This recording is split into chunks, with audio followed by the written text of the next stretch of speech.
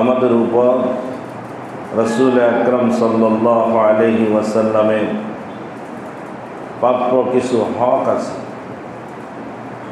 ওই হকগুলো আমাদেরকে আদায় করতে হবে। আমরা যদি এই হকগুলো আদায় করি তাহলে রাসূল আকরাম সাল্লাল্লাহু আলাইহি ওয়াসাল্লামের সুপারিশ পেয়ে আমরা জান্নাত লাভ করতে পারব। আর যদি হকগুলো আদায় না করি তাহলে রাসূল আকরাম সাল্লাল্লাহু আলাইহি ওয়াসাল্লামের সুপারিশ আমাদের নসিব হবে না, জান্নাতে যাওয়াটাও হয়তো আমাদের ভাগ্যে জুটবে না। এই জন্য রাসূল আকরাম সাল্লাল্লাহু আলাইহি ওয়াসাল্লামের কয়েকটি হক আমাদেরকে আদায় করতে হবে। এক নম্বর হক হলো রাসূল আকরাম সাল্লাল্লাহু আলাইহি ওয়াসাল্লামের প্রতি ঈমান আনা, যে তিনি আল্লাহর পক্ষ থেকে রাসূল, এই কথাকে বিশ্বাস করা। কি বলেন, আমরা এই কথাকে বিশ্বাস করি? দুই নম্বর হলো রাসূল আকরাম সাল্লাল্লাহু আলাইহি ওয়াসাল্লামকে তাযীম করা, সম্মান করা। কি বলেন, আমরা রাসূল আকরাম সাল্লাল্লাহু আলাইহি ওয়াসাল্লামকে সম্মান করি? তিন নম্বর হলো রাসূল আকরাম সাল্লাল্লাহু আলাইহি ওয়াসাল্লামের প্রতি যে কোরআন নাযিল করা হয়েছে, সে কোরআনকে সহি কিতাব, আল্লাহর পক্ষ থেকে নাযিল কৃত কিতাব, এটাকে বিশ্বাস করা। আমরা বিশ্বাস করি? চার নম্বর হলো রাসূল আকরাম সাল্লাল্লাহু আলাইহি ওয়াসাল্লামকে যে আল্লাহ তাআলা নবুয়ত দান করছেন, এই কথাকে বিশ্বাস করা। রাসূল আকরাম সাল্লাল্লাহু আলাইহি ওয়াসাল্লামকে যে আল্লাহ তাআলা নবী বানিয়েছেন, নবুয়ত দান করেছেন, এই কথাকে আমরা বিশ্বাস করি। ছয় নম্বর হলো রাসূল আকরাম সাল্লাল্লাহু আলাইহি ওয়াসাল্লামের সুন্নত এবং আদর্শের অনুসরণ করা। সাত নম্বর হলো রাসূল আকরাম সাল্লাল্লাহু আলাইহি ওয়াসাল্লামকে নিজের জানের চেয়েও বেশি ভালোবাসা। কি বলেন, আমরা রাসূলকে ভালোবাসি? এই সাতটা হক রাসূল আকরাম সাল্লাল্লাহু আলাইহি ওয়াসাল্লাম আমাদের দেখে পাও না। আমাদেরকে রাসূল আকরাম সাল্লাল্লাহু আলাইহি ওয়াসাল্লামের এই হকগুলো আদায় করতে হবে। সর্বশেষ যে বিষয়টি, 7 নম্বর, রাসূল আকরাম সাল্লাল্লাহু আলাইহি ওয়াসাল্লামকে ভালোবাসা। হাদিস শরীফের মধ্যে রাসূল আকরাম সাল্লাল্লাহু আলাইহি ওয়াসাল্লাম আমাদের ঈমানকে রাসূলের ভালোবাসার সাথে যুক্ত করে দিয়েছেন।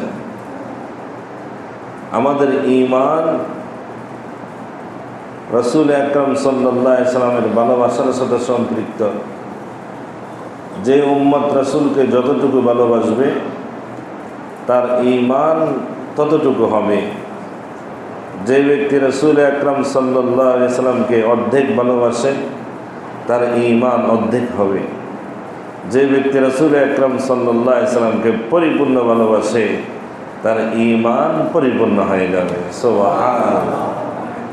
এজন্য রাসূল আকরাম সাল্লাল্লাহু আলাইহি ওয়াসাল্লাম হাদিস শরীফের মধ্যে ইরশাদ করেন, লা ইউমিনু আহাদুকুম হাত্তা আকুনা আহাব্বা ইলাইহি মিন ওয়ালিদিহি ওয়া ওয়ালাদিহি ওয়ান নাসি আজমাইন। রাসূল আকরাম সাল্লাল্লাহু আলাইহি ওয়াসাল্লাম ইরশাদ করেন, তোমাদের মধ্য থেকে কেউ পরিপূর্ণ মুমিন ততক্ষণ হতে পারবে না যতক্ষণ না পর্যন্ত সে তার মাতা পিতা, ছেলে সন্তান এবং দুনিয়ার সকল মানুষ থেকে আমি নবীকে বেশি মহব্বত না করবে। সুবহানাল্লাহ। নবীকে আমাদের মাতা পিতার চেয়েও বেশি ভালোবাসতে হবে, ছেলে সন্তান থেকেও বেশি ভালোবাসতে হবে, সারা পৃথিবীর সকল মানুষ থেকেও আমাদের নবীর ভালোবাসা আমাদের অন্তরে বেশি থাকতে হবে। এর দ্বারা বোঝা গেল প্রকৃত মুমিন সে হতে পারবে যে ব্যক্তির অন্তরে আল্লাহর ভালোবাসা থাকবে, যে ব্যক্তির অন্তরে রাসূল আকরাম সাল্লাল্লাহু আলাইহি সাল্লামের ভালোবাসা থাকবে, সে হলো প্রকৃত মুমিন। আর যার অন্তরে রাসূলের ভালোবাসা নাই সে প্রকৃত মুমিন নয়। এই জন্য সাহাবায়ে কেরাম রাসূল আকরাম সাল্লাল্লাহু আলাইহি সাল্লামকে ভালোবাসতেন। সাহাবায়ে কেরাম নিজের সন্তান থেকেও রাসূলকে বেশি ভালোবাসতেন। নিজের মা বাবার চেয়েও রাসূল সাল্লাল্লাহু আলাইহি সাল্লামকে সাহাবায়ে কেরাম বেশি ভালোবেসেছেন। নিজের ধন সম্পদ থেকেও সাহাবায়ে কেরাম রাসূল সাল্লাল্লাহু আলাইহি সাল্লামকে বেশি ভালোবেসেছেন। নিজের আত্মীয় স্বজন থেকেও সাহাবায়ে কেরাম রাসূল সাল্লাল্লাহু আলাইহি সাল্লামকে বেশি ভালোবেসেছেন। নিজের যাবতীয় মহব্বতের জিনিস থেকেও রাসূল সাল্লাল্লাহু আলাইহি সাল্লামকে সাহাবায়ে কেরামকে বেশি ভালোবেসেছেন। সাহাবায়ে কেরাম রাসূল আকরাম সাল্লাল্লাহু আলাইহি সাল্লামকে এত ভালোবেসেছেন দুনিয়ার জমিনে আর কেউ এর নজির দেখাইতে পারে নাই, এর দৃষ্টান্ত আর কেউ দেখাতে পারে। কারণ দুনিয়ার জমিনে তো মা তার সন্তানকে ভালোবাসে, সন্তান মা তার মাকে ভালোবাসে, বাবা তার সন্তানকে ভালোবাসে, সন্তান বাবাকে ভালোবাসে, নেতাকে তার অনুসারীরা ভালোবাসে, নেতা তার অনুসারীদেরকে ভালোবাসে, সরকারকে তার জনগণ ভালোবাসে, জনগণকে সরকার ভালোবাসে। এইভাবে যত জাতি আছে তাদের অনুসারীরা তাদেরকে ভালোবাসে, পীরকে তার মুরিদেরা ভালোবাসে, মুরিদ তার পীরকে ভালোবাসে। এইভাবে দুনিয়ার জমিনে যত ভালোবাসা আছে সকল ভালোবাসার চেয়েও সাহাবায়ে কেরাম রাসূল আকরাম সাল্লাল্লাহু আলাইহি সাল্লামকে বেশি ভালোবেসেছিলেন। সুবহানাল্লাহ। এর দৃষ্টান্ত নজির দুনিয়ার জমিনে কোনো জাতি কোনো সম্প্রদায় ভালোবাসার দাবিদার সে প্রকাশ করতে পারে নাই। সাহাবায়ে কেরাম রাসূল আকরাম সাল্লাল্লাহু আলাইহি সাল্লামকে কেমন ভালোবেসেছিলেন বুঝার জন্য বলি। হাদিস শরীফের মধ্যে একবার রাসূল আকরাম সাল্লাল্লাহু আলাইহি ওয়াসাল্লাম সিঙ্গা লাগিয়েছিলেন। সিঙ্গা বুঝেন? বদরক্ত শরীর থেকে বের করার জন্য সিঙ্গা লাগানো, হেজাম বলা হয় যাকে আরবিতে। একবার রাসূল আকরাম সাল্লাল্লাহু আলাইহি ওয়াসাল্লাম সিঙ্গা লাগিয়েছিলেন। সিঙ্গা লাগানোর কারণে রাসূল আকরাম সাল্লাল্লাহু আলাইহি ওয়াসাল্লামের ক্ষতস্থান থেকে কিছু রক্ত বের হয়েছে। হুজুর সাল্লাল্লাহু আলাইহি ওয়াসাল্লাম হযরত আব্দুল্লাহ ইবনে জুবাইর রাদিয়াল্লাহু তাআলা আনহুর হাতে রক্তগুলো দিলেন, দিয়ে বলেন, হে আব্দুল্লাহ ইবনে জুবাইর, আমার এই রক্তগুলোকে তুমি মাটির মধ্যে দাফন করে দাও। হযরত আব্দুল্লাহ ইবনে জুবাইর রাদিয়াল্লাহু তাআলা আনহু রাসূলের সেই রক্তগুলোকে নিয়ে মদিনার অলিগুলিতে ঘুরে আর তিনি চিন্তা করে, যেখানে যায় দাফন করার জন্য তিনি চিন্তা করে যে মাটিতে দাফন করব এই মাটির চেয়ে তো আমার নবীর রক্তের দাম অনেক বেশি।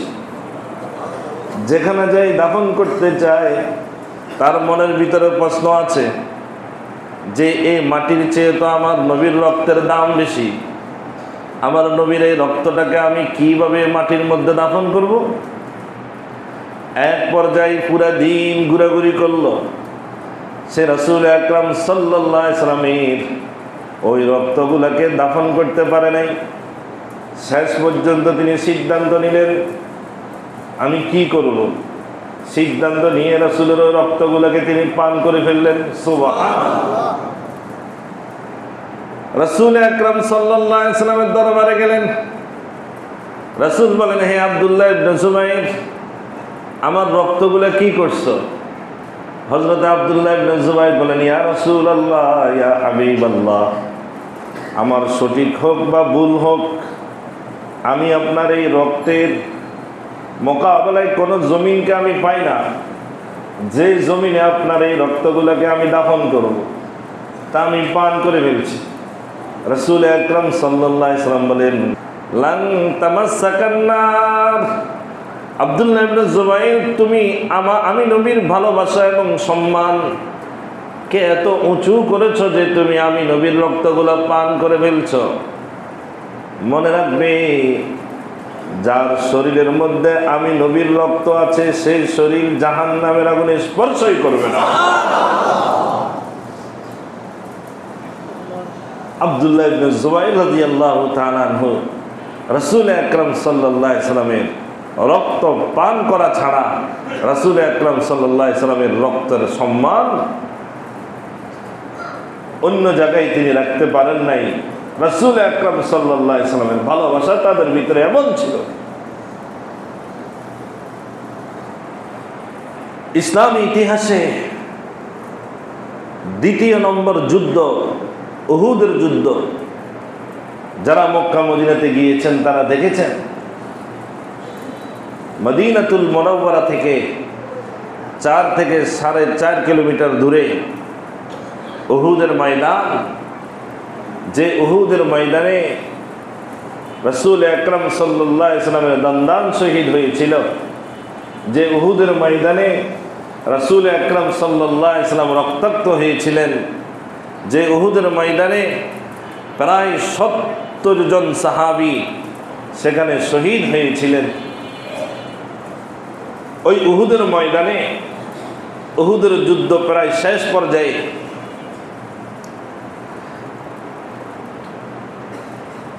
কাফেররা যখন অতর্কিতভাবে উহুদ পাহাড়ের পিছন দিক থেকে অতর্কিতভাবে হামলা শুরু করে দিল, একের পর এক সাহাবায়ে কেরাম শহীদ হয়ে গেলেন। রাসূল আকরাম সাল্লাল্লাহু আলাইহি ওয়াসাল্লামকে টার্গেট করে যখন কাফেররা আক্রমণ শুরু করে দিল, এক পর্যায়ে রাসূল আকরাম সাল্লাল্লাহু আলাইহি ওয়াসাল্লাম একটা গর্তের মধ্যে পড়ে গিয়েছিলেন। সাথে সাথে সাহাবায়ে কেরাম রাসূল আকরাম সাল্লাল্লাহু আলাইহি ওয়াসাল্লামকে ঘিরাও করে ফেলছেন যাতে করে আক্রমণ না করতে পারে। উহুদের ময়দানে রাসূলকে এখন দেখা যায় না। এইদিকে কাফেররা একটা গুজব ছড়িয়ে দিল, কুতিলা মুহাম্মদ, কুতিলা মুহাম্মদ, মুহাম্মদ আর দুনিয়াতে নাই, মুহাম্মদকে খতম করে দেওয়া হয়েছে। উহুদের ময়দানে যখন কাফেররা ঘোষণা দিয়ে দিল, সাহাবায়ে কেরাম পেরেশান হয়ে গেছে। আর এই খবরটা মদিনাতে পৌঁছে গেছে। মদিনাতে যখন এই খবর পৌঁছে গেল, মদিনার অলিগলিতে আওয়াজ শুরু হয়ে গেল, কুতিলা মুহাম্মদ, কুতিলা মুহাম্মদ, মুহাম্মদকে খতম করে দেওয়া হয়েছে, শহীদ করে দেওয়া হয়েছে। তখন মদিনার মহিলারা ঘর থেকে কান্না করতে করতে ঘর থেকে বের হয়ে গেল। মদিনার ছোট্ট ছোট্ট বাচ্চারা রাসূল আকরাম সাল্লাল্লাহু আলাইহি ওয়াসাল্লামের মুহাব্বতের রাস্তায় বের হয়ে গেল। সবাই বের হয়ে উহুদের ময়দানের দিকে রওনা দিল। একজন আনসারী মহিলা সে উহুদের ময়দানে রওনা দিয়েছে আর চিৎকার করে কাঁদতেছে, ওয়া মুহাম্মদ, ওয়া মুহাম্মদ, হে মুহাম্মদ তুমি কোথায়, তুমি কোথায়? এক পর্যায়ে পথের মধ্যে একজন ব্যক্তির সাথে সাক্ষাৎ হলো। তাকে জিজ্ঞেস করলো, এই মুহাম্মদের কি অবস্থা? সেই ব্যক্তি বলে, আরে তোমার বাবা তো উহুদ ময়দানে শহীদ হয়ে গেছে। সে বলে, ইন্না লিল্লাহ, আমাকে বলো মুহাম্মদের কি অবস্থা? এই কথা বলে আরেকটু সামনে অগ্রসর হলো, আরেক ব্যক্তির সাথে সাক্ষাৎ হলো। তাকে বলে, ভাই মুহাম্মদের কি অবস্থা? সে বলে, তোমার স্বামী শহীদ হয়ে গেছে। কয় ইন্না লিল্লাহ, আমাকে আমার নবীর খবর দাও তিনার কি অবস্থা। আরেকটু সামনে গেল, সামনে গিয়ে আরেকজন ব্যক্তির সাথে সাক্ষাৎ হলো। সাক্ষাৎ হওয়ার পরে বলতেছে, হে আমার প্রিয় কলিজার টুকরা নবী মুহাম্মদের কি অবস্থা। সে বলে তোমার ছেলে শহীদ হয়ে গেছে। কয় ইন্না লিল্লাহ, আমাকে বলো আমার প্রিয় নবীর অবস্থা কি। এই কথা বলে আরেকটু সামনে গেল, আরেকজন বলে আয় তোমার ভাই শহীদ হয়ে গেছে। কয় ইন্না লিল্লাহ, আমার নবীর কি অবস্থা আমাকে বলো। তারপরে একজন বলে ওই যে দেখো নবী ক্ষতবিক্ষত হয়ে আছে, দুইজন সাহাবীর কাঁধের উপর ভর দিয়ে মদিনার দিকে রওনা দিয়েছে। ওই মহিলা রাসূল আকরাম সাল্লাল্লাহু আলাইহি সাল্লামের সামনে গিয়ে উকি মেরে রাসূল আকরাম সাল্লাল্লাহু আলাইহি সাল্লামকে দেখলো, দেখে বলে কুল্লু মুসিবাতিন বা'দাকা জালাল, কুল্লু মুসিবাতিন বা'দাকা জালাল ইয়া রাসূলুল্লাহ। হে আল্লাহর রাসূল, আমি সংবাদ পেয়েছি আমার পিতা এরকমভাবে শহীদ হয়ে গেছে। আমি সংবাদ পেয়েছি আমার স্বামী শহীদ হয়ে গেছে। আমি সংবাদ পেয়েছি আমার ছেলে শহীদ হয়ে গেছে। আমি সংবাদ পেয়েছি আমার ভাই শহীদ হয়ে গেছে। যতজন শহীদ হয়ে যাক না কেন, আমার পরিবারের সকল সদস্য যদি নাকি শহীদ হয়ে যায়, তারপরে আপনি নবী যদি নাকি জীবিত থাকেন, এই সকল মুসিবত আমার কাছে আপনার তুলনায় কিছুই নয়। সুবহানাল্লাহ। এই ছিল সাহাবাই কেরামের অন্তরে রাসূল আকরাম সাল্লাল্লাহু আলাইহি সাল্লামের প্রেম আর ভালোবাসা। নিজের বাবা কোরবান হয়ে যেতে পারে, নিজের স্বামী কোরবান হয়ে যেতে পারে, নিজের আত্মীয় স্বজন সবাই একে একে কোরবান হয়ে যেতে পারে, সবাই শহীদ হয়ে যেতে পারে, নিজের ধন সম্পদ সব কিছু বিলীন হয়ে যেতে পারে, তারপরেও যদি আমার নবী জীবিত থাকে, এর চেয়ে আনন্দ আর এর চেয়ে খুশির বিষয় আর কিছু নয়। এই জন্য সাহাবাই কেরামের মতো আমাদেরকেও আমাদের নবীর প্রতি ভালোবাসা জাগ্রত করতে হবে। রাজি আছেন ইনশাআল্লাহ?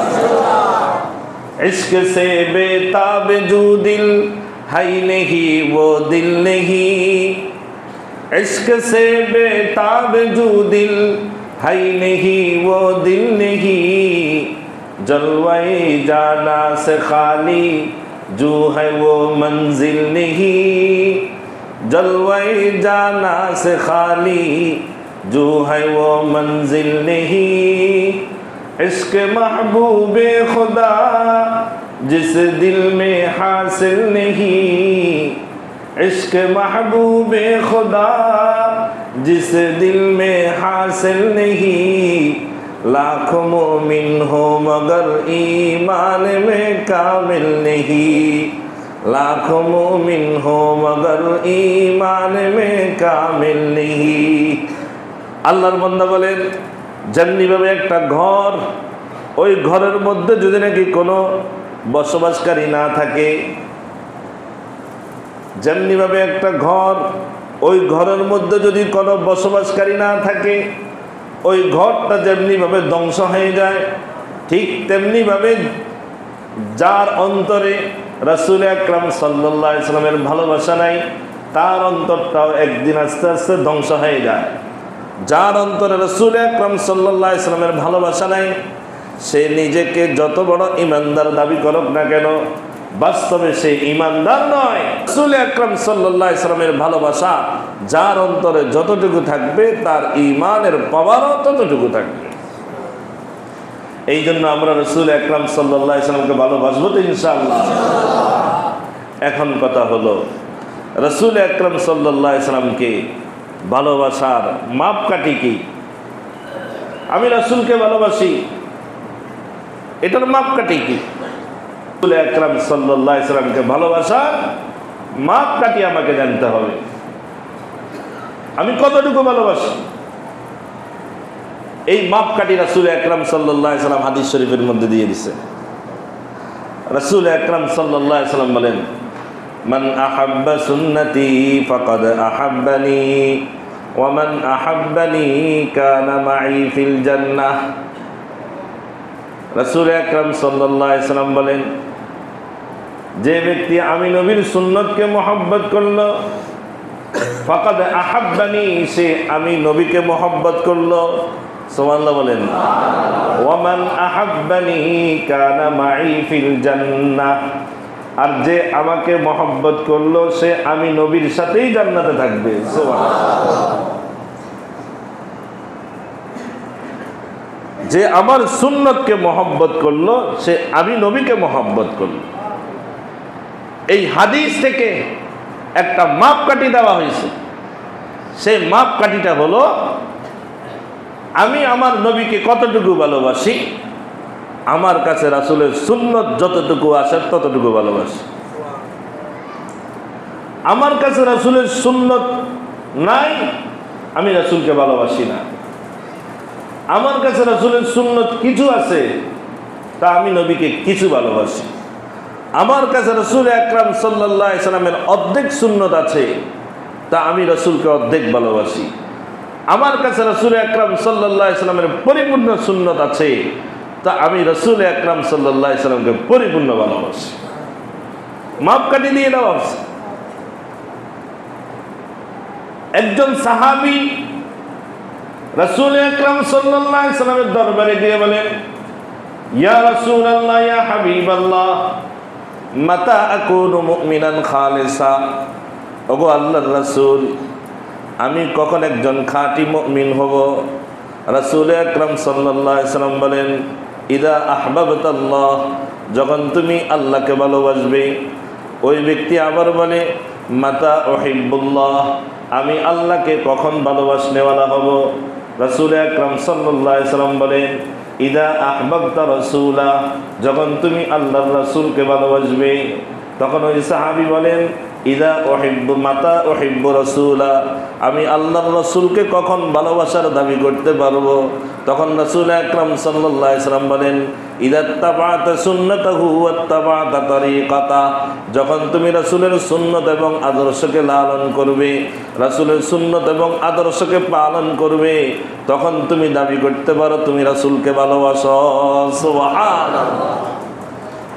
সুতরাং বুঝা গেল রাসূল আকরাম সাল্লাল্লাহু আলাইহি সাল্লামের ভালোবাসার মাপকাঠি হলো রাসূল আকরাম সাল্লাল্লাহু আলাইহি সাল্লামের সুন্নতকে ভালোবাসা। আমার জীবনের প্রতিটা ক্ষেত্রে রাসূল আকরাম সাল্লাল্লাহু আলাইহি সাল্লামের সুন্নতকে জিন্দা করা, আমার ব্যক্তিগত জীবন, আমার পারিবারিক জীবন, আমার সামাজিক ও রাষ্ট্রীয় জীবন, জীবনের প্রতিটা ক্ষেত্রে যখন আমি রাসূল আকরাম সাল্লাল্লাহু আলাইহি সাল্লামের সুন্নতকে জিন্দা করতে পারবো, তো আমি রাসূলকে ভালোবাসি এই কথা দাবি করতে পারবো। আমার মাথা থেকে পা পর্যন্ত আমার পুরা শরীরকে, আমার পুরা জিন্দেগিকে রাসূল আকরাম সাল্লাল্লাহু আলাইহি সাল্লামের সুন্নত অনুযায়ী গঠন কর। কি বলেন? वही है अहले हक पर, वही है अल्लाह का बंदा, वही है दीन हक पर, वही है अल्लाह का बंदा, कि जिसकी हर नफ्स से या मोहम्मद की सदा निकले, कि जिसकी हर नफ्स से या मोहम्मद की सदा निकले। সেই হলো আসল দ্বীনের উপর, সেই হলো বাস্তব দ্বীনের উপর, সেই হলো বাস্তব ইমানদার। যে ব্যক্তির প্রতিটা শ্বাস নিঃশ্বাসে, যে ব্যক্তির প্রতিটা চলনে, যে ব্যক্তির প্রতিটা বলনে, যে ব্যক্তির প্রতিটা আচার আচরণে, যে ব্যক্তির প্রত্যেকটা বিষয়ে রাসূল আকরাম সাল্লাল্লাহু আলাইহি সাল্লামের আদর্শ পাওয়া যায়, সেই ব্যক্তি হলো বাস্তব ইমানদার, সেই ব্যক্তি হলো বাস্তব দ্বীনের উপরে প্রতিষ্ঠিত। সুবহানাল্লাহ। এই জন্য আমাদের মধ্যে রাসূল আকরাম সাল্লাল্লাহু আলাইহি সাল্লামের আদর্শ পরিপূর্ণ আনতে হবে, তাহলে আমি দাবি করতে পারবো আমি রাসূল আকরাম সাল্লাল্লাহু আলাইহি সাল্লামকে ভালোবাসি। সুতরাং একটু চিন্তা করে দেখুন, আমাদের মাথা থেকে পা পর্যন্ত পুরা শরীরের মধ্যে একটু চিন্তা করে দেখুন, আমার ভিতরে রাসূল আকরাম সাল্লাল্লাহু আলাইহি সাল্লামের সুন্নত আছে কিনা। আমার পরিবারের ভিতরে একটু চিন্তা করে দেখুন, আমার পরিবারের মধ্যে রাসূল আকরাম সাল্লাল্লাহু আলাইহি সাল্লামের সুন্নত আছে কিনা। আমার মাথার মধ্যে যদি একটু চিন্তা করি, আমার মাথার মধ্যে যে চুল আছে এই চুলের মধ্যে রাসূল আকরাম সাল্লাল্লাহু আলাইহি সাল্লামের আদর্শ আছে, আছে না নাই? কথা বলেন। রাসূল আকরাম সাল্লাল্লাহু আলাইহি সাল্লামের আদর্শ আছে। কিভাবে চুল রাখা যাবে? রাসূল আকরাম সাল্লাল্লাহু আলাইহি সাল্লামের চুলের তিন অবস্থা ছিল। হয়তো হুজুর সাল্লাল্লাহু আলাইহি সাল্লাম মাথা মুন্ডায় ফেলতেন, না হয় মাথার সামনে থেকে পিছন পর্যন্ত সকল চুল সমান ছিল, না হয় হুজুর সাল্লাল্লাহু আলাইহি সাল্লাম বাবরি রেখেছিলেন। কথা বলেন। আমার মাথার চুলটা একটু হাতায়া দেখেন কোন পর্যায়ে আছি। আমার মাথার চুল রাসূলের সুন্নাত তরিকায় নাই, অনেকের নাই, অনেকের নাই। যারা যুবক ভাই আছি তাদের তো নাই। আপনি নাপিতের দোকানে যাবেন, সেই নাপিত আপনাকে এমন স্টাইল করে চুল কেটে দিবে, পিছনের দিকে ছোট করবে, সামনের দিকে বড় রাখে দিবে। এটা রাসূলের আদর্শ নয়, এটা রাসূলের সুন্নাত নয়। নিজের টাকা দিয়া নিজের চুল কাটলাম, কিন্তু রাসূলের আদর্শ অনুযায়ী তো চুলটা কাটলাম না। কার আদর্শ অনুযায়ী কাটছি? ইহুদি নাসারাদের আদর্শ অনুযায়ী আমার চুলটাকে আমি রাখলাম। আমি আমার মাথার মধ্যে চিন্তা করি, মাথার মধ্যে আমার যে চুল আছে ওই চুলের মধ্যে রাসূল আকরাম সাল্লাল্লাহু আলাইহি সাল্লামের আদর্শ আছে। মাথার মধ্যে টুপি আছে, টুপির মধ্যে রাসূলের আদর্শ আছে। মাথার মধ্যে পাগড়ি আছে, রাসূলের আদর্শ আছে। তারপরে আছেন আমার যে চোখ, এই চোখের মধ্যে রাসূলের আদর্শ আছে। কোন দিকে তাকানো যাবে, কোন দিকে তাকানো যাবে না, রাসূলের আদর্শ আছে। আমার এরকমভাবে কান, কোন কথা শোনা যাবে, কোন কথা শোনা যাবে না, রাসূল আকরাম সাল্লাল্লাহু আলাইহি সাল্লামের আদর্শ আছে। আমার জবান, এই জবান দিয়ে কোন কথা বলা যাবে, কোন কথা বলা যাবে না, এখানে রাসূল আকরাম সাল্লাল্লাহু আলাইহি সাল্লামের আদর্শ আছে। আমার মুখের দাড়ি, দাড়ি কতটুকু রাখা হবে, দাড়ি কতটুকু রাখতে হবে, এখানে রাসূলের আদর্শ আছে। এরকমভাবে আমার হাত, আমার হাতের মধ্যে রাসূলের আদর্শ আছে। আমার পেট, আমার পেটের মধ্যে রাসূলের আদর্শ আছে। কোন জিনিস এরকমভাবে আমি বক্ষণ করতে পারবো, কোন জিনিস বক্ষণ করতে পারবো না, সেখানে রাসূলের আদর্শ আছে। আমার নখ, নখের মধ্যেও রাসূল সাল্লাল্লাহু আলাইহি সাল্লামের আদর্শ আছে। আমার নাভির নিচে এই পশমগুলো আমি কিভাবে পরিষ্কার করব, কিভাবে পরিষ্কার করব না, রাসূলের আদর্শ আছে। আমার লজ্জাস্থান কোন জায়গায় ব্যবহার করতে পারবো, কোন জায়গায় ব্যবহার করতে পারবো না, সেখানে রাসূলের আদর্শ আছে। আমার পা কোন দিকে চালাবো, কোন দিকে চালাবো না, সেখানে রাসূলের আদর্শ আছে। আমার গায়ের পোশাক কেমন হবে, রাসূল আকরাম সাল্লাল্লাহু আলাইহি সাল্লামের আদর্শ আছে। আমার সতর কতটুকু ডাকতে হবে, সেখানে রাসূল আকরাম সাল্লাল্লাহু আলাইহি সাল্লামের আদর্শ আছে। আমার ব্যক্তিগত জীবন, রাসূল আকরাম সাল্লাল্লাহু আলাইহি সাল্লামের আদর্শ আছে। আমার পরিবারের মধ্যে আমার স্ত্রীকে কিভাবে চালাবো, সেখানে রাসূলের আদর্শ আছে। আমার মেয়েকে কিভাবে চালাবো, সেখানে রাসূল সাল্লাল্লাহু আলাইহি সাল্লামের আদর্শ আছে। আমার ছেলেকে কিভাবে চালাবো, সেখানে রাসূল সাল্লাল্লাহু আলাইহি সাল্লামের আদর্শ আছে। আমি কিভাবে ঘরে খানা খাবো, সেখানে রাসূল সাল্লাল্লাহু আলাইহি সাল্লামের আদর্শ আছে। আমি কিভাবে শুইব, সেখানে রাসূল সাল্লাল্লাহু আলাইহি সাল্লামের আদর্শ আছে। আমি কিভাবে বাথরুমে যাব, সেখানে রাসূল সাল্লাল্লাহু আলাইহি সাল্লামের আদর্শ আছে। কিভাবে বাথরুম থেকে বের হব, সেখানে রাসূল সাল্লাল্লাহু আলাইহি সাল্লামের আদর্শ আছে। আমার পারিবারিক জীবন কিভাবে সুন্দর করব, সেখানে রাসূল সাল্লাল্লাহু আলাইহি সাল্লামের আদর্শ আছে।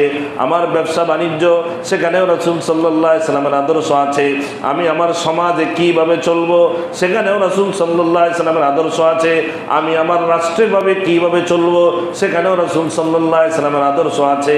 এমনিভাবে যদি নাকি আমার জীবনের প্রত্যেকটা ক্ষেত্রে যদি আমি রাসূল আকরাম সাল্লাল্লাহু আলাইহি সাল্লামের আদর্শকে বাস্তবায়ন করতে পারি, আমার মুখের কথায় যদি রাসূলের আদর্শ বাস্তবায়ন করতে পারি, আমার হাতের ধরনে যদি রাসূল আকরাম সাল্লাল্লাহু আলাইহি সাল্লামের আদর্শ বাস্তবায়ন করতে পারি, আমার চিন্তা গবেষণায় যদি রাসূলের আদর্শকে বাস্তবায়ন করতে পারি, আমার জীবনের প্রতিটা ক্ষেত্রে আমি যদি নাকি রাসূলের আদর্শকে বাস্তবায়ন করতে পারি, আমার লেনদেনে যদি রাসূলের আদর্শকে বাস্তবায়ন করতে পারি, আমার মুআমালা যদি রাসূলের আদর্শকে বাস্তবায়ন করতে পারি, প্রত্যেক ক্ষেত্রে যদি আমি রাসূলের সুন্নত এবং আদর্শকে বাস্তবায়ন করতে পারি, তাহলে আমি দাবি করতে পারি আমি রাসূলকে ভালোবাসি।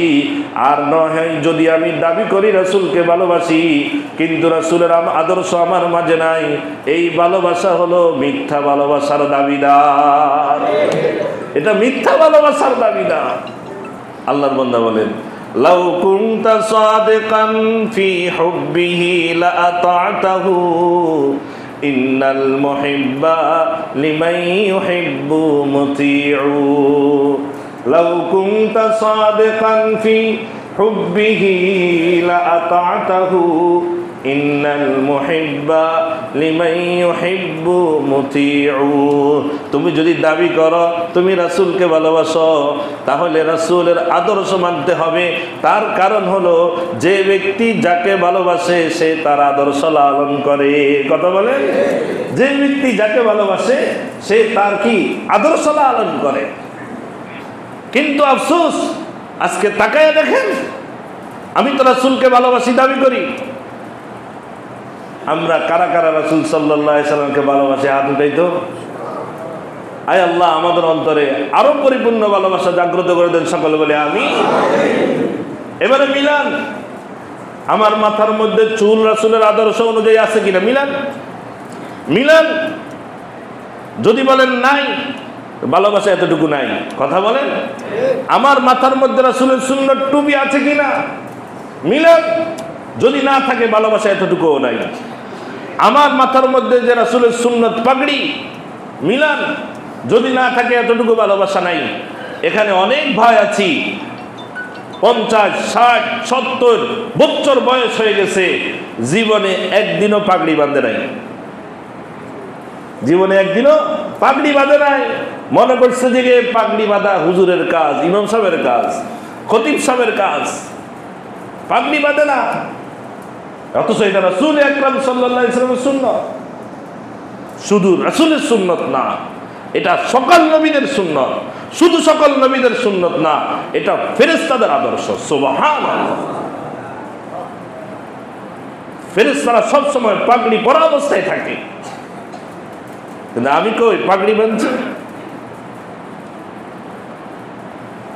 এরপরে আরেকটু নিচে আসেন, আমার চোখের মধ্যে রাসূলের আদর্শ আছে। আরেকটু নিচে আসেন, আমার দাড়ির মধ্যে রাসূলের আদর্শ আছে। কয়জনের দাড়ির মধ্যে রাসূলের আদর্শ আছে? দাড়ি তো কামাই ফেলি, রাসূলের আদর্শ তো রাখি না। রাসূলের আদর্শকে জবে করি আমি। আফসোস, একটু চিন্তা করেন, দাড়ি আমার উপর কি জুলুম করছে, কি জুলুম করছে দাড়ি, আমাকে বলেন। দাড়ির উপরে তো অপবাদ কেন?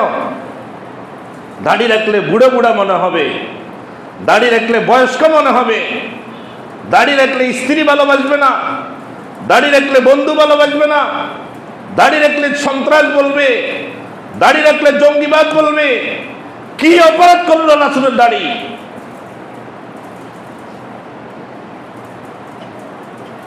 সকাল বিকাল, সকালে একবার দাড়ির উপর আঘাত করে অফিসে যায়, বিকালে আবার বাসায় যাওয়ার সময় আবার দাড়ির উপরে আঘাত করে বাসায় যায়। সকালে নিজের চাকরি বাঁচানোর জন্য দাড়ির উপর আঘাত করি, বিকালে স্ত্রীকে খুশি করার জন্য দাড়ির উপর আঘাত করি। কি অপরাধ করেছে এই দাড়ি বলেন? প্রতিদিন যেইভাবে দাড়ির উপর আঘাত হয়, বেয়াদবি মাফ করবেন, আগে ক্ষমা চেয়ে নিচ্ছি। যদি তার কাপড় উল্টানো হয়, দেখা যাবে নবীর নিচের পছন্দ ঠিক করে পরিষ্কার করে না। কথা বলেন।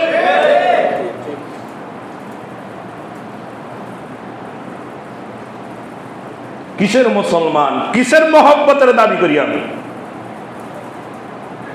কিসের মহব্বতের দাবি করি দেখান।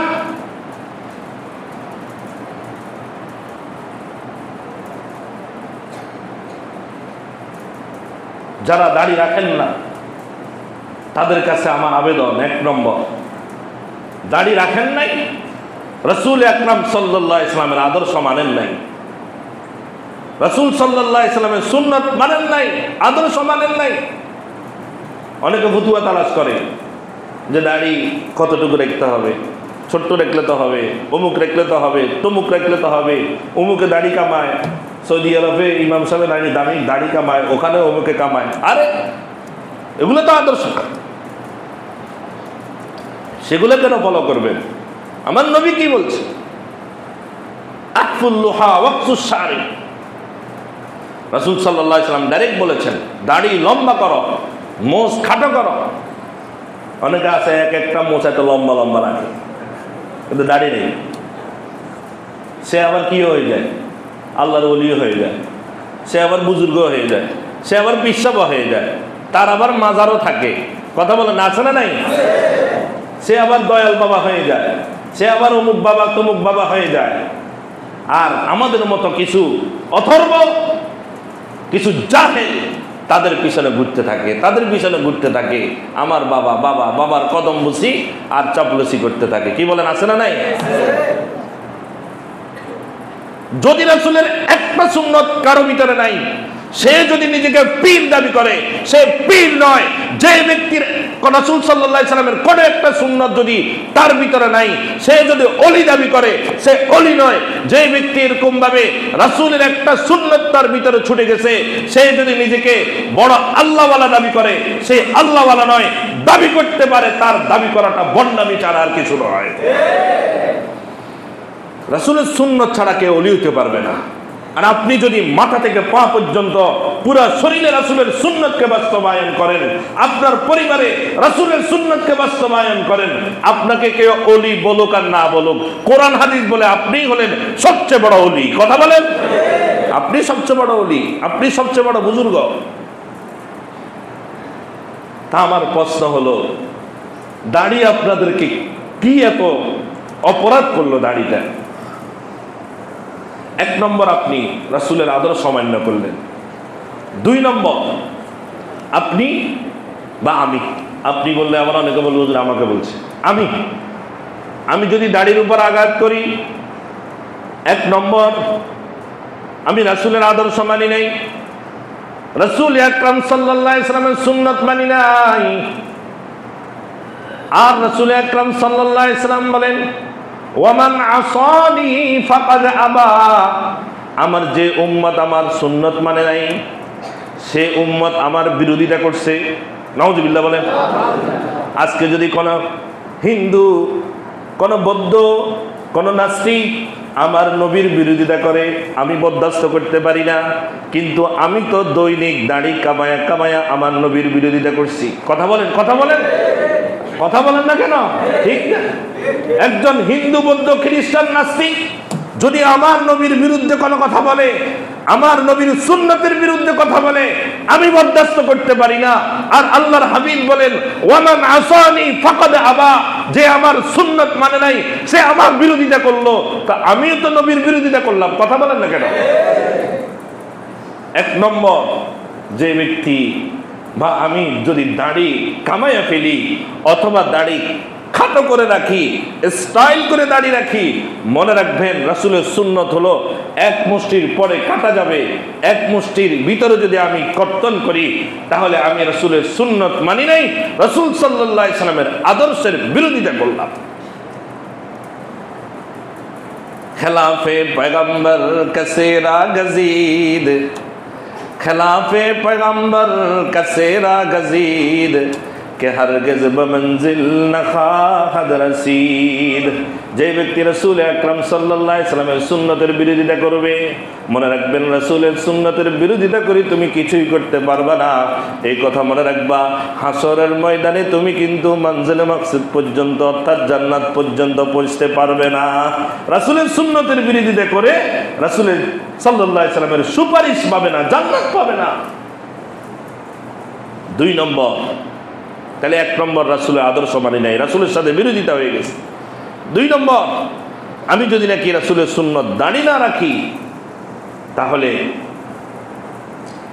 আমি ইসলামের মধ্যে পরিপূর্ণ দাখিল হইনি।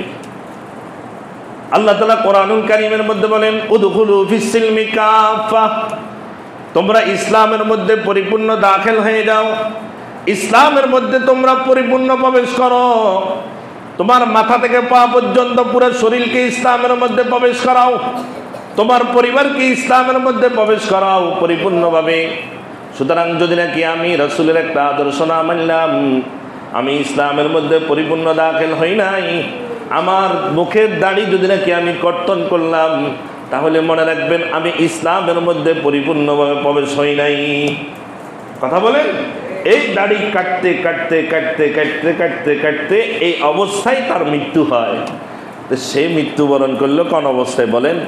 ইসলামের মধ্যে পরিপূর্ণ প্রবেশ না করেই তার মৃত্যু হয়ে গেল। আর দুনিয়ার জমিনে নিজেকে মুসলমান বলে নাম দিয়েছে, মুসলমানের নাম ব্যবহার হয়েছে, মুসলমান হিসাবে সব কিছু হয়েছে, কিন্তু মুসলমান হিসাবে তো পরিপূর্ণ মুসলমান হিসাবে তার মৃত্যু হয়নি। আফসোস। 3 নম্বর, যারা দাড়ি রাখবে না,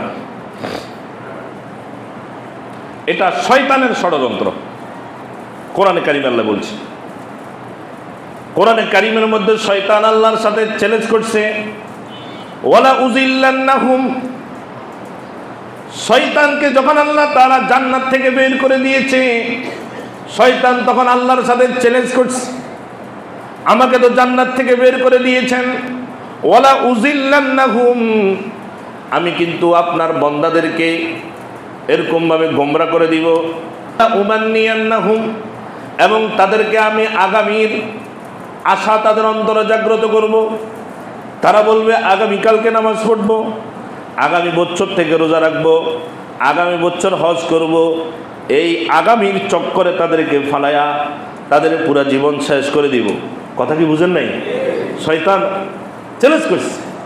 1 নম্বর হলো ওয়ালা উযিল্লান্নাহুম, আমি কিন্তু তাদেরকে গোমরা করে দিব, ওয়ালা উমান্নিয়ান্নাহুম, এবং আমি তাদেরকে আগামীর চক্করে বিভিন্ন লোভ লালসা এবং তাদের মনের অনেক চাহিদা বাসনা কামনা এগুলার চক্করে তাদেরকে ফেলাইয়া দিব। ওয়ালা আমুরান্নাহুম, এবং তাদেরকে আমি বিভিন্ন অপকর্মের নির্দেশ দিব। ফালা ইউবাত্তিকুন্না আযানাল আনআম, তারা এক পর্যায়ে তাদের এরকমভাবে গৃহপালিত পশুগুলোর কান কাটবে। ওয়ালা আমুরান্নাহুম ফালা ইউগাইয়িরুন্না খালকাল্লাহ, এক পর্যায়ে আমি তাদেরকে নির্দেশ দিব, আর আমার নির্দেশের কারণে তারা আল্লাহর সৃষ্টিকে বিকৃত করে ফেলবে।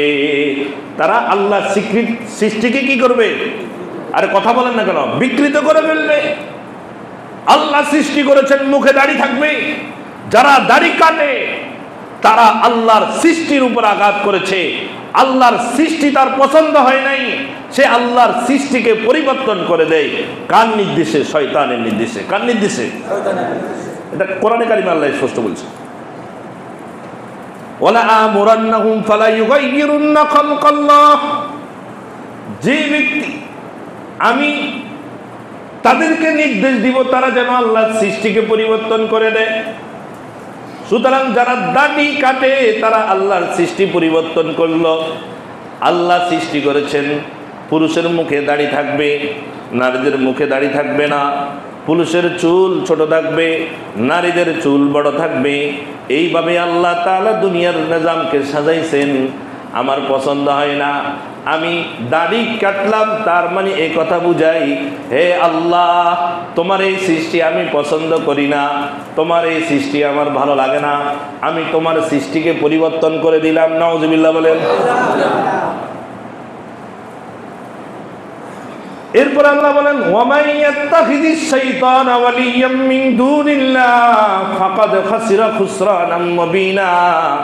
যে ব্যক্তি আল্লাহ তাআলা যেইভাবে সৃষ্টি করছেন এই সৃষ্টিকে পরিবর্তন করে যে ব্যক্তি শয়তানকে বন্ধু বানালো, ফাকাদ খাসিরা খুসরানাম মুবিনা, সে স্পষ্টভাবে দুনিয়াতেও ক্ষতিগ্রস্ত হয়ে যাবে, আখিরাতেও ক্ষতিগ্রস্ত হবে।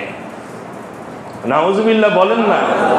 1 নম্বর যে দাড়ি রাখে নাই সে 1 নম্বর নবীর আদর্শ মানে নাই, নবীর আদর্শের সাথে বিরোধী করলো। 2 নম্বর সে ইসলামে পরিপূর্ণ দাখিল হয় নাই। 3 নম্বর সে আল্লাহর সৃষ্টিকে বিকৃত করে দিল আর শয়তানের বন্ধু হয়ে গেল। 4 নম্বর যে ব্যক্তি দাড়ি কামায়, 4 নম্বর হলো সেই ব্যক্তি যেহেতু রাসূল আকরাম সাল্লাল্লাহু আলাইহি ওয়াসাল্লামের আদর্শ মানে নাই। মনে রাখবেন দুনিয়ার জমিনে রাসূল সাল্লাল্লাহু আলাইহি ওয়াসাল্লামের একটা সুন্নত আছে, জিন্দা সুন্নত। আমার জীবদ্দশায় সেটা জিন্দা থাকবে, আমার মরণের পরেও রাসূলের ওই সুন্নত জিন্দা থাকবে। সুবহানাল্লাহ বলেন। যেমন আজকে যদি আমি মারা যাই, আমার পকেটে মেসওয়াক আছে, আমার রাসূলের এই মেসওয়াক সুন্নত, কিন্তু আমার কবরে যাবে না। এরকম ভাবে আমার মাথায় টুপি আছে, আমার এই টুপিটা রাসূলের সুন্নত, কিন্তু আমার কবরে যাবে না। আমার মাথায় পাগড়ি আছে রাসূলের সুন্নত, এই পাগড়িটা কিন্তু কবরে যাবে না। আমার গায়ে রাসূলের সুন্নত জামা আছে, এই জামাটা কিন্তু কবরে যাবে না। কিন্তু আমি যখন মৃত্যুবরণ করব, আমার সকল সুন্নত আমার থেকে আলাদা হয়ে যাবে, কিন্তু রাসূলের দাড়ি আমার মুখ থেকে আলাদা হবে না। সুবহানাল্লাহ। আমি যখন মৃত্যুবরণ করব, কাফনের কাপড়ের মধ্যে আমার রাসূলের কোন সুন্নত কে জায়গা দেওয়া হবে না, কিন্তু আমি মৃত্যুবরণ করার পরও আল্লাহর হাবিবের এই সুন্নতটা কিন্তু জিন্দা থাকবে, আমার মুখের সাথে এই সুন্নতটা জিন্দা থাকবে। এই সুন্নত নিয়ে আমি কবরে যাব। কবরে আমাকে 3টা প্রশ্ন করা হবে। 1 নম্বর প্রশ্ন হলো মান রব্বুকা, তোমার রবকে, আমি উত্তর দিতে পারবো। 2 নম্বর প্রশ্ন হলো তোমার দিন কি, আমি হয়তো উত্তর দিতে পারবো। 3 নম্বর প্রশ্নের জন্য রাসূল আকরাম সাল্লাল্লাহু আলাইহি সাল্লামের সেই মদিনার রওজার সাথে আমার রওজার একটা কালেকশন করে দেওয়া হবে। সুবহানাল্লাহ বলে। এরপরে আমাকে ফেরেশতারা বলবে, ও যে দেখা যায় কবরের মধ্যে শুয়ে আছে, উনিকে যদি আমার মুখে দাড়ি থাকে, আল্লাহর কসম আমি উত্তর দিতে পারবো, হুয়া মুহাম্মাদুর রাসূলুল্লাহ সাল্লাল্লাহু আলাইহি সাল্লাম। আমি সাক্ষী দিচ্ছি তিনি মুহাম্মাদুর রাসূলুল্লাহ সাল্লাল্লাহু আলাইহি সাল্লাম। আমার জবানে যদি নাকি রাসূলের দাড়ি না থাকে, আল্লাহ না করুক, হয়তো রাসূল সাল্লাল্লাহু আলাইহি সাল্লাম আমাকে দেখে রাসূলের চেহারাটা মুখ ফিরায়া নিবেন। তখন আমার কি অবস্থা হবে? বলেন কথা বলেন, তখন আমার কি অবস্থা হবে? কত মানুষ মুসলমান দাবি করে, ইসলামের উপর আছে দাবি করি, রাসূলের ইশক মহব্বত প্রকাশ করি, কিন্তু মৃত্যুর সময় মুখে দাড়ি নাই, দাড়ি থাকলেও পরিপূর্ণ এক মুষ্টি নাই। কি বলেন, আছে না নাই? তাদের কি অবস্থা হবে? ঈমান ছিল বিদায় তোমার আল্লাহকে হয় আল্লাহর কথা বলতে পারবে, দ্বীনের কথা বলতে পারবে, কিন্তু নবী মুহাম্মদের সামনে কবরের মধ্যে নবী মুহাম্মদের সাথে যখন চেহারা টু চেহারা মুখামুখি হবে, তখন কি অবস্থা হবে? আমার কি অবস্থা হবে? কাকে খুশি করার জন্য আমি দাড়ি রাখি না, কবরে আমার কি অবস্থা হবে? 4 নম্বর, যারা মুখে দাঁড়িয়ে রাখবে না, হাসরের ময়দান যখন কায়েম হয়ে যাবে, আল্লাহর নবীর হাউজে কাউসারের পানি আল্লাহর নবীর হাতে পান করা ছাড়া কেউ জান্নাতে যেতে পারবে না। একটা হাউজে কাউসার হবে, ওই হাউজে কাউসারের পানিগুলো দুধের চেয়েও বেশি সাদা হবে, মধুর চেয়েও বেশি মিষ্টি হবে। ওই হাউজে কাউসারের পারে এরকম ভাবে আসমানের যত তারকা আছে, অত তারকার সম পরিমাণ সেখানে পানির পান পাত্র থাকবে। সুবহানাল্লাহ বলেন। রাসূল সাল্লাল্লাহু আলাইহি সাল্লাম উম্মতকে পানি পান করাবেন। ওই পানি পান করার পর জান্নাতে যাওয়া পর্যন্ত তার পিপাসা লাগবে না। সুবহানাল্লাহ। এই হাসরের ময়দানে রাসূল আকরাম সাল্লাল্লাহু আলাইহি সাল্লামের সামনে যখন পানি পান করার জন্য যাবে, যারা রাসূলের আদর্শ মেনে চলছিল, মাথা থেকে পা পর্যন্ত রাসূলের সুন্নাত ছিল, রাসূল আকরাম সাল্লাল্লাহু আলাইহি সাল্লাম তাদেরকে পানি পান করাবেন। যারা মুখে দাড়ি রাখে নাই, রাসূলের সুন্নতের উপর আঘাতের উপর আঘাত, দৈনিক 2 বার করে যদি হয়, বছরে 360 দিন, 360 দুগুণা কত হয়? দৈনিক 1 বার যদি হয়, তাহলে 360 দিনে 360 বার, 2 দিনে যদি 1 বার হয়, তার অর্ধেক। এইভাবে পুরো জিন্দেগিতে রাসূল আকরাম সাল্লাল্লাহু আলাইহি সাল্লামের এই দাড়ির সুন্নতের উপর কত আঘাত করেছে। রাসূল আকরাম সাল্লাল্লাহু আলাইহি সাল্লামের হাউজে কাউসারের পানি পান করার জন্য যখন সে যাবে, লাইনে দাঁড়াবে, তার সামনের ব্যক্তিকে পানি পান করানো হবে। সে যখন সামনে আসবে, আল্লাহর পক্ষ থেকে একটা পর্দা পড়ে যাবে, রাসূল আকরাম সাল্লাল্লাহু আলাইহি সাল্লাম কাঁদবেন, উম্মতি উম্মতি, আয় আল্লাহ, সে তো আমার উম্মত, আপনি কেন তাকে পর্দা দিয়ে আমার থেকে দূরে সরাইয়া দিলেন? আল্লাহ তাআলা বলবেন, হায়রে নবী, আপনি তো দুনিয়া থেকে চলে আসছেন, এই দৈনিক 2 বার আপনার দাড়ির উপরে আঘাত করতো। কথা বলেন। এই দৈনিক 2 বার আপনার দাড়ির উপরে আঘাত করতো, প্রতিদিন 1 বার আঘাত করতো, প্রতি সপ্তাহে 1 বার আঘাত করতো। আপনার দাড়ি তার পছন্দ ছিল না, আপনাকে ভালোবেসে সে দাড়ি রাখে নাই। এই জন্য আজকে আপনার হাতের হাউজে কাউসারের পানি সে পাবে না। তখন রাসূল আকরাম সাল্লাল্লাহু আলাইহি সাল্লাম বলবেন, সুহকান সুহকান লিমান গায়্যারা বাদি, যাও যাও দূরে সরে যাও। যে ব্যক্তি আমি সুন্নতকে মহব্বত করে নাই, আমি সুন্নতের আদর্শ মানে নাই, আজকে কিন্তু সে আমার হাতে হাউজে কাউসারের পানি পান করতে পারবে না। যাও তুমি সিরিয়ালের বাহিরে চলে যাও। তখন আমার কি অবস্থা হবে? 1 নম্বর ইসলামের 1 নম্বর আমি এরকম রাসূলের আদর্শের বিপরীত করলাম। 2 নম্বর আমি ইসলামের মধ্যে পরিপূর্ণ প্রবেশ করি নাই। 3 নম্বর আমার মৃত্যু যখন হবে, মৃত্যুর সময় রাসূলের আদর্শ আমার মধ্যে থাকবে না, কবরে কি অবস্থা হবে? 4 নম্বর হাসরের ময়দানে আমার কি অবস্থা হবে? সুতরাং আজকে কাকে খুশি করার জন্য আমি দাড়ি রাখি না, এর প্রশ্ন হবে 1 নম্বর আমার প্রশ্ন, আমার স্ত্রীকে খুশি করার জন্য দাড়ি রাখি না। 2 নম্বর বন্ধুকে খুশি করার জন্য দাড়ি রাখি না। 3 নম্বর আমার এরকম ভাবে পরিবেশ পরিস্থিতির সাথে আমাকে একটু ইয়ং যেন লাগে, স্টাইল করার জন্য আমি দাড়ি রাখি না। মনে রাখবেন, আজকে যাকে ভালোবাসে দাড়ি রাখেন নাই, আপনার কবরে কিন্তু সে যাবে না। কথা বলেন, স্ত্রীকে ভালোবাসে দাড়ি রাখেন নাই, এই স্ত্রী কিন্তু কবরে যাবে না। স্ত্রীকে ভালোবাসে দাড়ি রাখেন নাই, এই স্ত্রী কিন্তু হাসরের ময়দানে আপনার পাশে দাঁড়াবে না। কোরআনুল কারীমের মধ্যে আল্লাহ তাআলা বলেন, ইয়াউমা ইয়াফিরুল মারউ মিন আখিহি ওয়া উম্মিহি ওয়া আবিহি ওয়া সাহিবাতিহি ওয়া বানিহি লিকুল্লি ইমরিইম মিনহুম ইয়াউমা ইযিন শানুন ইউগনি। স্ত্রী পালায়া যাবে, মা পালায়া যাবে, সন্তান পালায়া যাবে, বন্ধু পালায়া যাবে। কেউ একটা নেকি আমাকে দেখবে না, আমি জাহান্নামের দিকে যাব। কেউ আমাকে রক্ষা করার জন্য এগিয়ে আসবে না। কাকে খুশি করার জন্য আজকে আমি আমার রাসূলের সুন্নতকে এভাবে জবে করি, সে তো কিন্তু কবরে এবং হাসরে আমার সহযোগিতার জন্য আগে আসবে না। কথা বলেন ঠিক না বেটি? আর জোরে বলেন ঠিক না বেটি? সুতরাং এই রাসূল সাল্লাল্লাহু আলাইহি সাল্লামের সুন্নতের উপর কেন এত আক্রোশ, কেন এত আক্রোশ, কেন এত মান অভিমান? রাসূলের সুন্নতের উপর কেন এত আঘাত করি? আরো কাদের মাধ্যমে আঘাত করি? নাপিতের দোকানে এইভাবে রাসূলের সুন্নতকে আঘাত করে তারপরে নাপিতের দোকানে দাড়িগুলাকে রেখে চলে আসি। রাসূলের এই দাড়িগুলাকে নাপিতেরা পা দিয়ে মাড়াইতে থাকে, পা দিয়ে মাড়াইতে থাকে, পা দিয়ে মাড়াইতে থাকে। আইরে রাসূলের সুন্নতের এত অধপতন যদি আমি করি, কাফেররা করলে সেখানে আমি তাদের বিরুদ্ধে হুঙ্কার তুলি। আমি মুসলমান, দৈনিক কতবার কত শত মুসলমান নাপিতের দোকানে রাসূলের এই সুন্নতের উপর আঘাত করছে। রাসূলের এই সুন্নতকে এরকম ভাবে নাপিত, এরকম ভাবে হিন্দু বৌদ্ধ তারা এরকম ভাবে পা দিয়ে মাড়ায় রাসূলের সুন্নতের উপর আমি আক্রমণ করছি।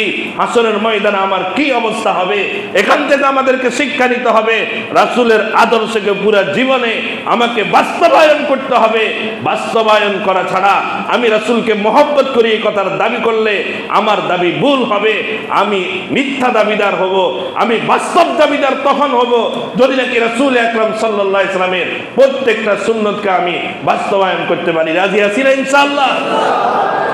2-4 জন ভাইকে দেখতে চাই যে আজকে থেকে আর তারা দাড়ি কামাবে না। 2-4 জন ভাইকে দেখতে চাই।